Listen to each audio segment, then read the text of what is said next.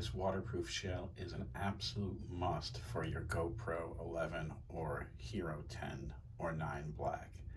This is one of the coolest parts of the accessory kit, and this is just, imagine you can take this thing about 40 meters down, about 150 feet down, and still get amazing images.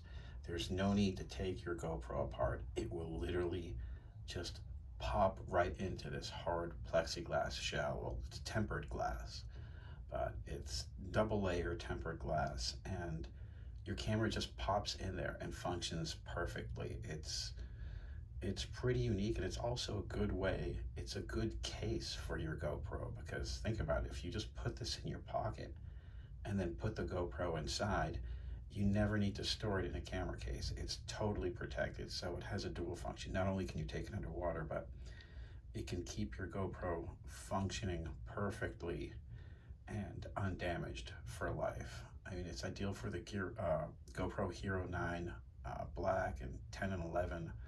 These are action cameras. Of course you want to take it underwater. Of course, when you go to the beach, you want to get some underwater shots. And this makes it totally doable and totally simple. So I definitely recommend this. It is a great tool and a fun part of the accessories kit.